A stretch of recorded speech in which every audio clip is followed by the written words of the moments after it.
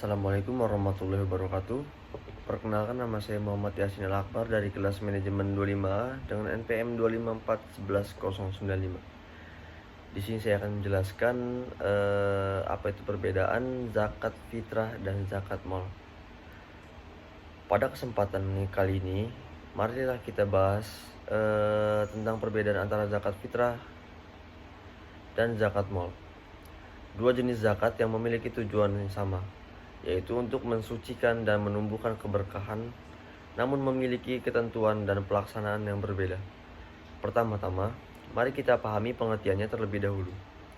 Zakat fitrah adalah zakat yang wajib dikeluarkan oleh setiap umat Islam pada bulan Ramadan, sebagai bentuk penyucian diri setelah berpuasa selama sebulan penuh. Zakat fitrah diwajibkan kepada setiap individu muslim, baik laki-laki maupun perempuan, tua atau pemuda, bahkan bayi yang baru lahir pun termasuk yang wajib dikeluarkan zakat fitrahnya oleh orang tuanya. Sementara itu, zakat mal adalah zakat yang dikeluarkan dari harta atau kekayaan yang dimiliki seseorang setelah memenuhi syarat tertentu, yaitu telah mencapai nisab dan dimiliki selama 1 tahun penuh atau haul. Harta yang wajib dizakati dapat berupa emas, perak, uang, hasil pertanian, hewan ternak, maupun hasil perdagangan. Tujuannya adalah untuk mensucikan harta yang dimiliki serta membantu menciptakan pemerataan ekonomi di tengah masyarakat. Selanjutnya, dari segi waktu pelaksanaan, zakat fitrah hanya dilakukan pada waktu tertentu, yaitu mulai dari awal bulan Ramadan hingga menjelang saat sholat Idul Fitri. Namun, waktu yang paling utama untuk membayarnya adalah sebelum sholat Idul Fitri dilaksanakan. Jika zakat fitrah dibayarkan setelah sholat Id, maka nilainya hanya dianggap sebagai sedekah biasa.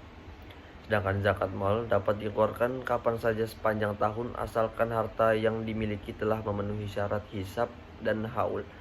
Jadi, zakat mal tidak terikat oleh waktu di bulan Ramadan saja. Dari segi bentuk zakat, zakat fitrah biasanya diberikan dalam bentuk makanan pokok yang dikonsumsi masyarakat di daerah setempat, seperti beras di Indonesia. Ukurannya adalah 1 sah atau setara dengan 2,5 hingga 3 kg beras per jiwa. Namun, sebagian ulama juga membolehkan zakat fitrah dibayarkan dalam bentuk uang senilai makanan pokok tersebut, agar lebih praktis dan bermanfaat bagi penerimanya. Sementara itu, zakat mal dikeluarkan dalam bentuk sebagian kecil dari harta, biasanya sebesar 2,5% dari total harga yang telah mencapai nisab dan haul.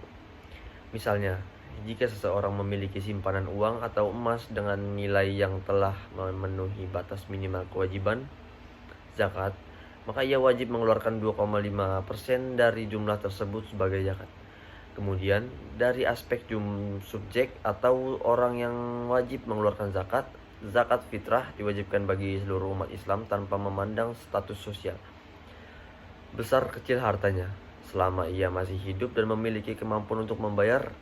Sedangkan zakat mal hanya diwajibkan bagi mereka yang telah memiliki harta dalam jumlah tertentu, atau dengan kata lain, mencapai batas nisab dan dimiliki selama 1 tahun penuh.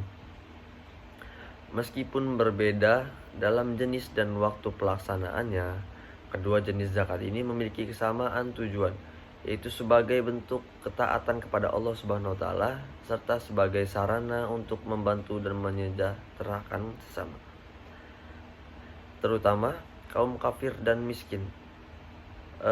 Kaum fakir dan miskin. Zakat menjadi wujud nyata dari solidaritas sosial dan kepedulian antar sesama manusia.